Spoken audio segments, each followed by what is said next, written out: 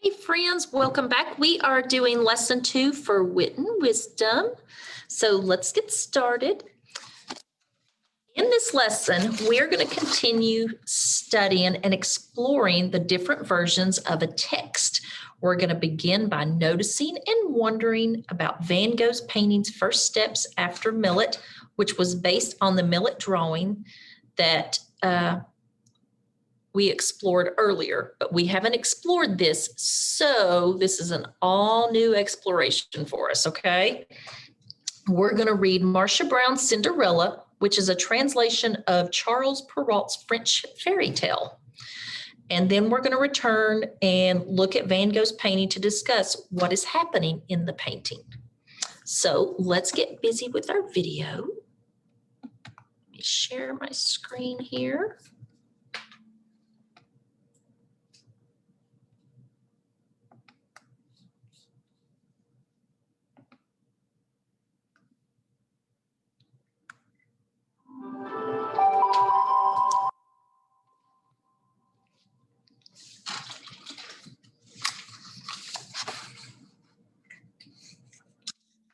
Hello, friends, and welcome back to Wit and Wisdom in Sync. My name is Tanisha Spears, and I'm excited to jump into our lesson for today.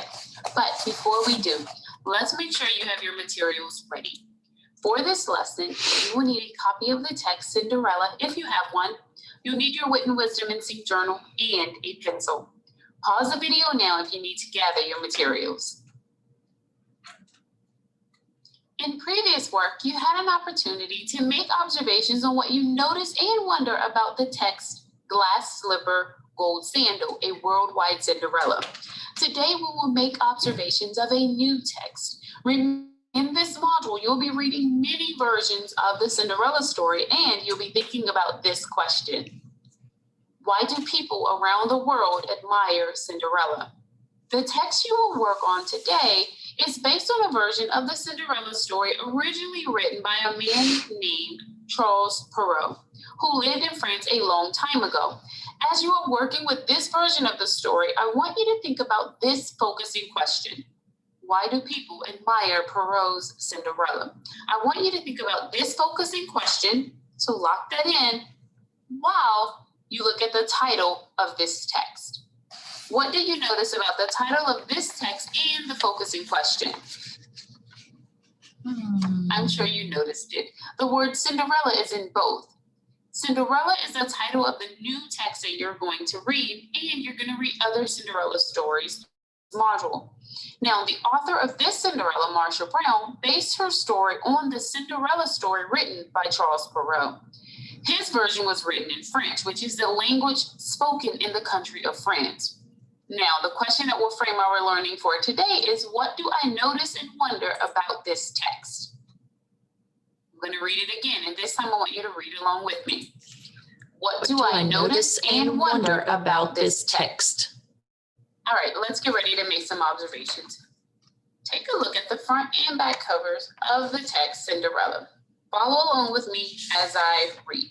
Now, as I'm reading, I want you to make some observations about the covers.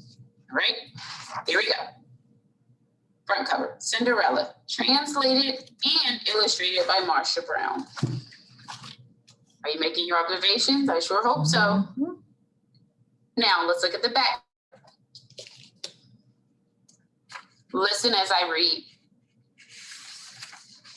Cinderella. Even in rags, Cinderella is 100 times more beautiful than her cruel stepsisters, and how she wishes to go to the prince's ball. But her sisters delight in telling her that people would only laugh at her at the palace. Fortunately, Cinderella is blessed with a fairy godmother who can turn pumpkins into golden clothes, lizards into footmen, and rags into riches. At the ball, Cinderella will have the most thrilling night of her life until the stroke of midnight. Marcia Brown's magical adaptation of Charles Perrault's French classic earned her the Cavot Medal, as well as the love of children everywhere. Now, I was making observations as I was reading, and I hope you are as well. Some of the observations I made were, it sounds like a story about Cinderella that's similar to one I've heard before. And it seems seems like this story happened long ago because of the way the people are dressed and because they are using a horse and carriage. The back cover mentions Charles Perrault, just like our focusing question. And the illustrations look like sketches and don't have a lot of different colors. I also noticed the front cover has a gold circle for the Caldecott Medal, and I know that means this book has received a special award for its illustrations. What are some of the things that you noticed about the front and the back cover? Share your ideas with your learning partner or just share aloud. See, I noticed the Caldecott Award for the pictures, and I also noticed that these look a lot like sketches. And the colors, there's not a lot of colors. It's the same colors used over and over.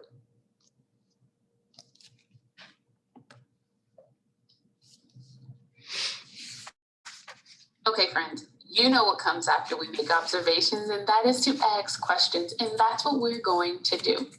Let's first review the question words that you see on the slide. Why, who, where, when, what, and how. You are going to be asking questions about the front and the back cover of the text Cinderella. Watch how I do this. Now let me think. I noticed when we were at the front and back cover that the illustrations are very unusual. So what question do I have? Oh, here's my question. How were the illustrations created? All right, it's your turn now. You are going to think, what do you wonder? Or what questions do you have? And you're going to use the question words that I just reviewed to come up with questions that you have about the front and the back cover of the text Cinderella.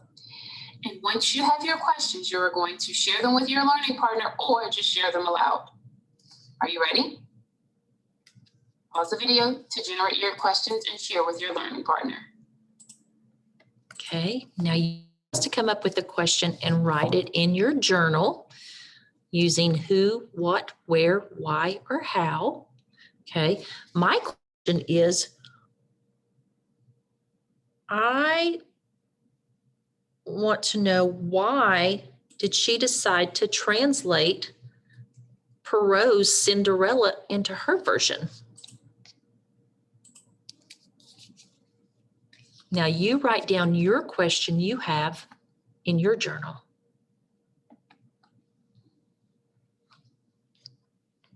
Did you share your questions? I sure hope you did, because now that you have practiced saying some questions out loud, it's your turn to write at least one question you have about the text Cinderella.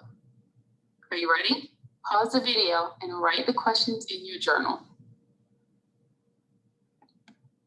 Okay, I already told you to write it down, so you're good on this part. Did you write your question? If you did not, I encourage you to go back and do so. I also challenge you to write more than one question that you have about the front and back cover of the Cinderella text. Right, now that you had an opportunity to just notice and wonder about a new text, you're going to do the same thing with a new piece of art today. You're also going to begin to organize or discuss what is happening in the image. What I'd like you to do is silently view the image on the screen for about 15 seconds. Are you ready? Mm-hmm. Start viewing now.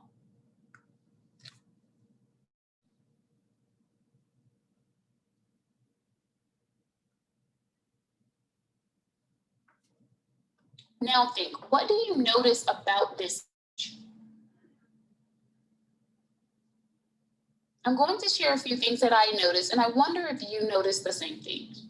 I notice a man holding out his arms to a baby, and I see a woman holding the baby up. I also notice that there is not a lot of color in the picture.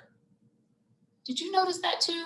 Mm-hmm. Now think, what do you wonder about this image? Here are a few things that I wonder. Is that the baby's mom and dad? Are they a family? Is the baby learning to walk? Where are they? Now, you're going to look more closely at what is happening in the scene by describing the setting. So what I'd like you to do is I'd like you to think about the question. What is the setting? And what clues do you see that tell where these people are? Think. Now, share your responses with your learning partner or just share aloud. Okay. If I look at this painting here, I see that there's lots of trees in the background. I see a fence in the background. There's a wheelbarrow and a shovel. I see rows of plants in a garden. And I see that the man is wearing work shoes and a work hat. So maybe they're on a farm, maybe, or at a house, because a lot of people have gardens at their houses.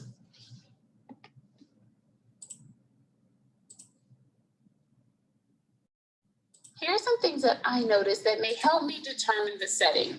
I see lots of trees in the background. I also see a fence, a wheelbarrow, and a house in the background. I see rows of plants in a garden in the front. And I notice the man is wearing a hat and work shoes. So I'm thinking maybe he was working in the garden. And it kind of looks like they're on a farm or a house in the country. Did you notice those things as well? Mm-hmm. So I think the of this image is a rural setting, such as a farm or in the country. So now, what do you think is happening in this image? Share your ideas with your learning partner. So what do you think's going on? I think maybe the baby is learning to walk. She's maybe excited to see her daddy. It looks like her daddy was working, but he put everything aside to get down and have her walk to him. Here's what I think may be happening. It looks like the baby is learning to walk, and she is excited to see her daddy. It also looks like her daddy was working, and he set down his wheelbarrow and his shovel. Also, the mom is holding the baby and helping her walk toward her daddy. And so the mom is proud to show him what the baby can do. Now, this drawing was made by a French artist named Jean-Francois Millet in 1858. And now you are going to explore another work of art by a painter who lived in France. Now, before we get into this next painting, I want you to think back to the word versions. What does the word versions mean? Remember, versions are things that are a little bit different from each other, but have some similarities. So you are going to be examining a different version of the drawing that you just looked at. Take a look at the painting on the screen. And again, you're going to look at it for about 15 seconds. Are you ready? Mm-hmm. Go.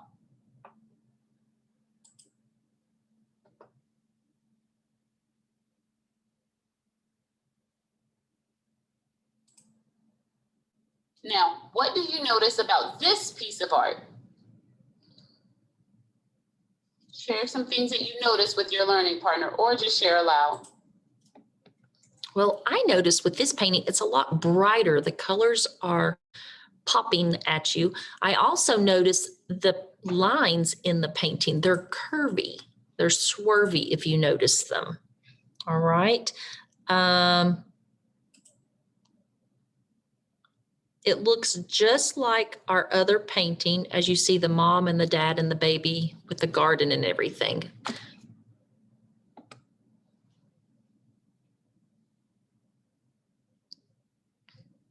So here's what I noticed. It looks just like the picture we just saw, and there are a lot more colors in this picture.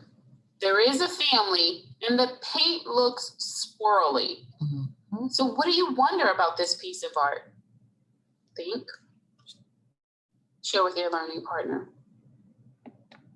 Well, I wonder, why did the same artist make this painting? Actually, it wasn't the same artist, I don't believe. I believe it was a different artist. But I want to know why he made this painting again. Why is it so similar to the first one we saw?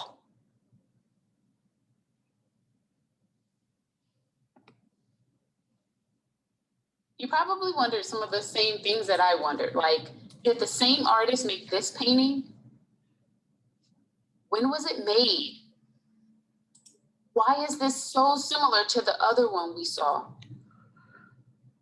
Is this painting the same one? And did the artist just add more color? Just like we ask questions about the front cover and the back cover or of text in general, I want you to lock your questions in you have about these images, because maybe you'll get your answer as we continue to explore these more. All right, awesome first graders. Nice job making observations and asking questions about a new Cinderella text today. Next time we'll continue with the same text, but until then, be kind and do something great, because you are capable of greatness.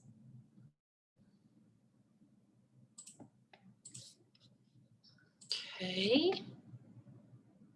Now, what I would like to do is I am going to read that version of Cinderella to you, because they could not, because of copyright issues with their company and everything, but I'm going to read it to you because you will have to know the text for doing other work. All right. Cinderella by Marcia Brown.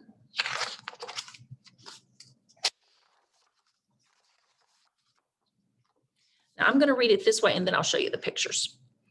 Once upon a time, there was a gentleman who took for his second wife the proudest and haughtiest woman that was ever seen. She had 2 daughters who were just like her in every way, bad disposition and all. Now, haughtiest means she felt like she was better than everybody else. The husband had a young daughter of his own, but she was sweet and good. She took after her mother, who had been the best in the world. The marriage ceremony was hardly over. The stepmother's temper flared up. She could not abide this young girl, whose goodness made her own daughter seem more hateful than ever. She gave her the vilest household task, meaning the yuckiest. It was Cinderella who scoured the pots and scrubbed the stairs, Cinderella who polished the bedchamber of Madame and also those of her daughters.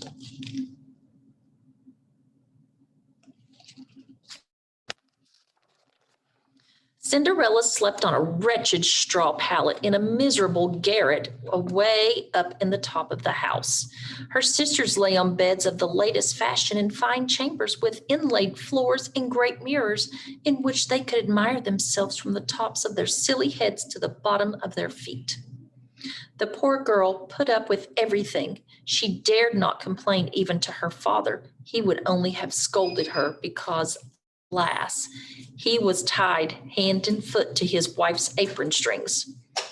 When her work was done, Cinderella would creep to the chimney corner and sit there in the ashes, earning for herself the nickname Cinderseat.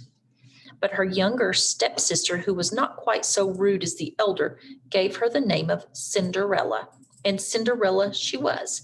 In spite of her rags, however, Cinderella was 100 times more beautiful than her sisters for all of their fine clothes.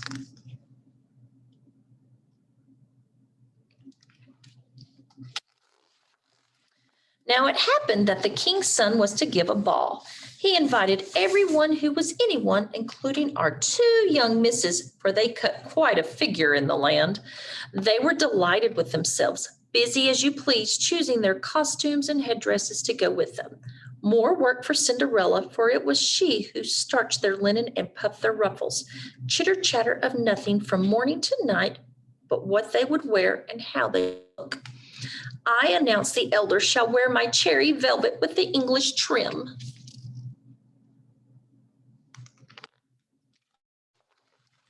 As for me, said the younger, I have nothing but my usual petticoat, but to make up for that, I shall wear my cloak of flowered gold and my diamond circlet, which is not to be sneezed at either. They sent for the best hairdresser to pile their curls into 2 horns, but none but the best beauty patches would do. They called in Cinderella to ask her advice, for she had very good taste in these matters. Cinderella gave the best advice in the world and even offered to dress their hair, which of course was what they really wanted in the first place. While she was working over them, she would say to her, "Cinderella, now wouldn't you just like to go to the ball?" "Oh, you are making fun of me. A ball is not for such as I." "You're Cinderseed at a ball? How people would laugh." And they laughed themselves at the very thought. Someone else would have made nest of them, but not Cinderella. She was good. She dressed them perfectly. The 2 sisters were in such a twitter of excitement. For 2 days, they hardly took time to eat. They strained and snapped a dozen corset strings, pulling them too tight in order to shrink their waist. All day long, they paraded in front of the looking glass.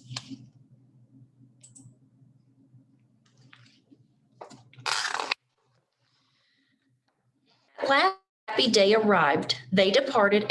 Cinderella followed them with her eyes as long as she could. When she could no longer make them out, she began to cry. It was all in tears that her godmother found her. "Why, what is the matter, my child?" I wish, Cinderella was so choked with tears that she could not get her words out. Now, Cinderella's godmother was really a fairy. She said to her, "You wish you could go to the ball. Is it not so?" "Oh, yes," sighed Cinderella. "Well, just be a good girl," said her godmother. "I'll see that you go." She took Cinderella into her chamber and said, "Now go into the garden and bring me a pumpkin." Cinderella ran to look for the most beautiful pumpkin she could find and carried it back to her godmother. How on earth could a pumpkin take her to the ball? Cinderella could not guess. Her godmother scooped the pumpkin all out, leaving only the rind.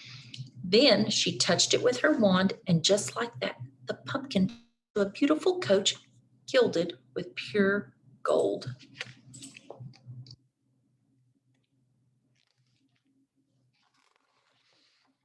The fairy godmother then went to look for the mousetrap. In it were 6 sprightly little mice. She told Cinderella to lift the door of the trap. As each mouse scampered out, she tapped him with her wand. Each mouse was instantly turned into a handsome, spirited horse, and there, all in all, was a fine set of 6 horses of a beautiful dappled mouse gray. "Now for a coachman. I'll go and see," said Cinderella, "if there's a rat in the rat trap. We can make him a coachman out of him." "You are right," said the godmother. "Go see." Cinderella brought the rat trap. In it were 3 plump rats. The fairy chose that one that had the most handsome whiskers. When she touched him with her wand, there was a sleek coachman with the most mustache you have ever seen. Then the fairy godmother said to Cinderella, "Go now into the garden. Behind the watering pot you will find 6 lizards. Bring them to me." Cinderella had hardly fetched the lizards when her godmother turned them into 6 footmen, which hopped up behind the carriage in their fancy livery and lace, and held on as if they had never done anything else in their lives.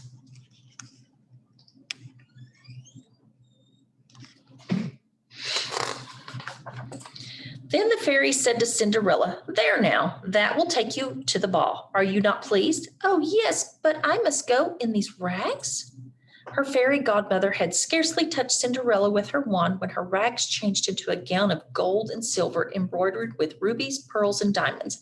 Then she gave her a pair of glass slippers, the prettiest in the whole world. Thus arrayed, Cinderella climbed into the coach, but her godmother charged her above all, "Do not stay a moment after midnight.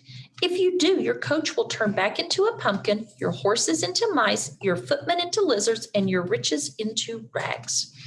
Cinderella promised her godmother that she would not fail to leave the ball before midnight. Away she went, beside herself with joy.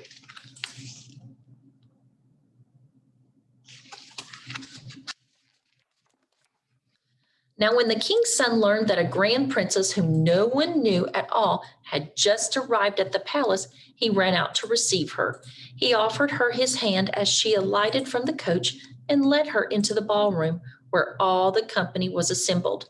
Then a deep silence fell over the room. Everyone stopped dancing. The violin stopped playing. All eyes turned to the great beauty of this mysterious one. Only a low murmur rippled over the gathering. Oh, how beautiful she is.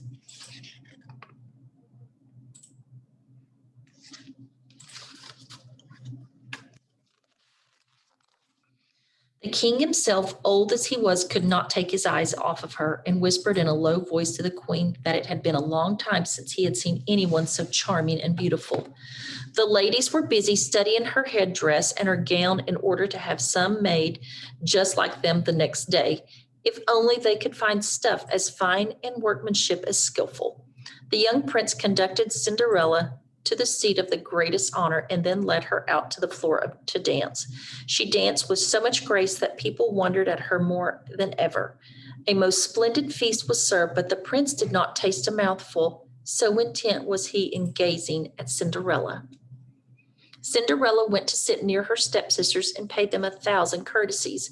She shared with them some oranges and lemons which the young prince had given her. The sisters were completely astonished. They did not recognize her at all.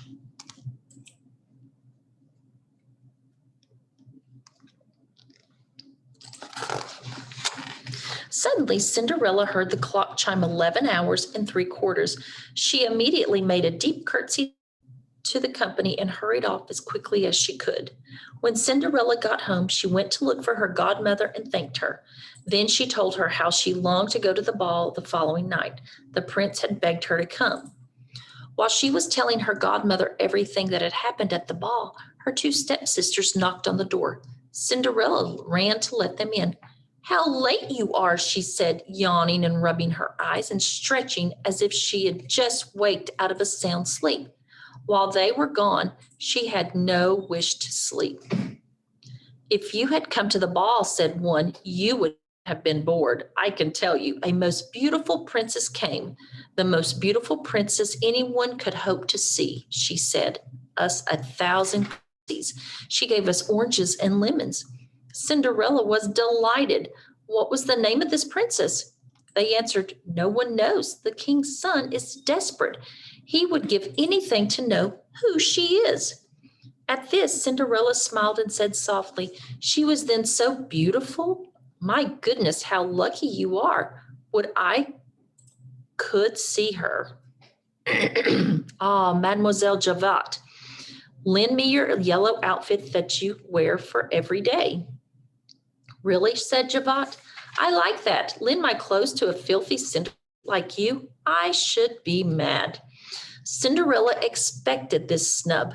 She was secretly relieved, for what would she have done if her sister would have been willing to lend her that dress?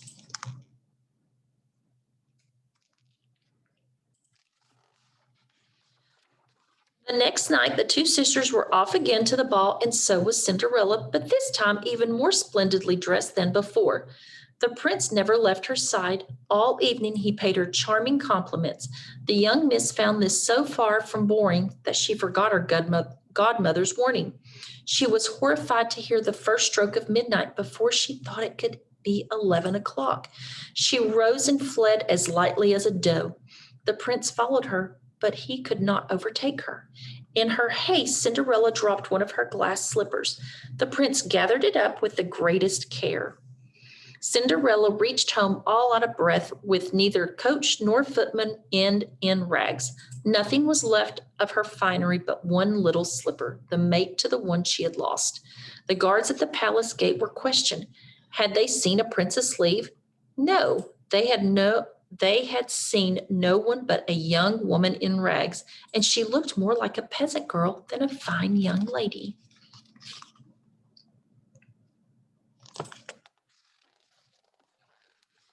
When the two sisters returned from the ball, Cinderella asked them if they had enjoyed themselves again and if the beautiful lady was in there.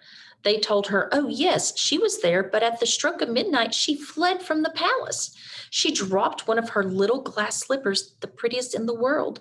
The king's son found it, and he did nothing but gaze at it all during the rest of the ball. He certainly had fallen head over heels in love with the owner of the slipper. They spoke truly, for a few days after the ball, the king's son had his herald sound throughout the land that he would marry whose foot would fit the little slipper. First, they tried it on princesses, then on duchesses and all the ladies of the court, but it was no use.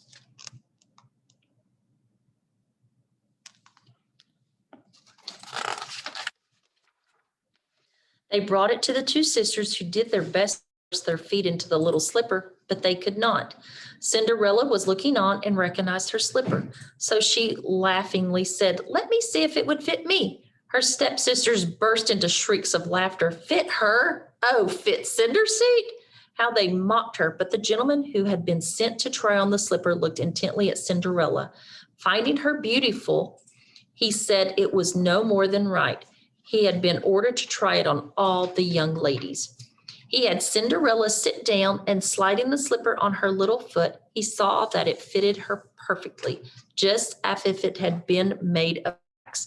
The astonishment of her sisters was great, but greater still when Cinderella drew from her pocket the little slipper which she slipped on her other foot.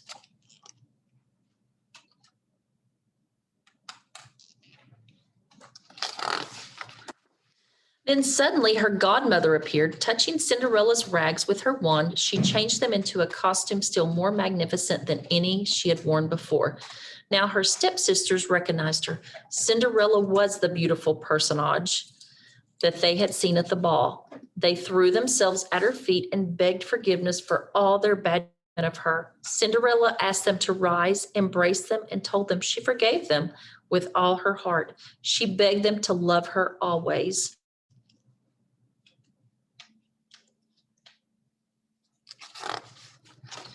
Cinderella was conducted to the young prince dressed as she was. He found her lovelier than ever, and a few days afterwards married her.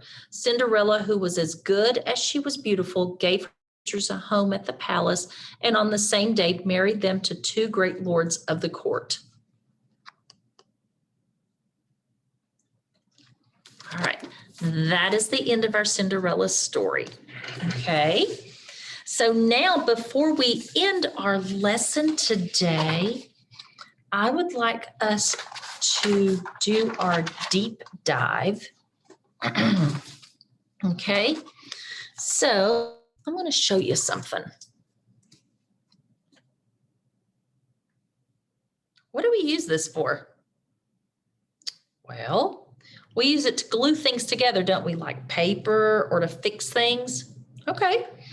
Well, like glue, there are words that hold sentences together, all right? And so that way, those words make sentences longer. So today, we're going to learn about words that help hold our sentences together like glue, and they're called conjunctions. Conjunctions. And conjunctions are these words right here. And I'm going to write them on the board so you can see those words.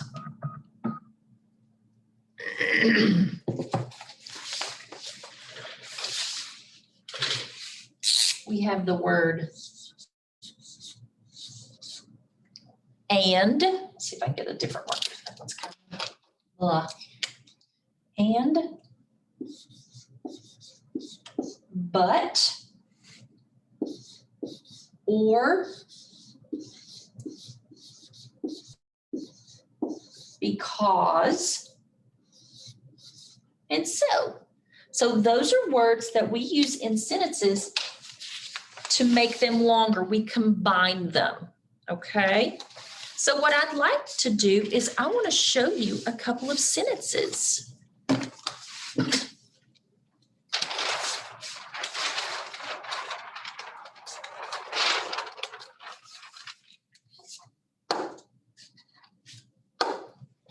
All right.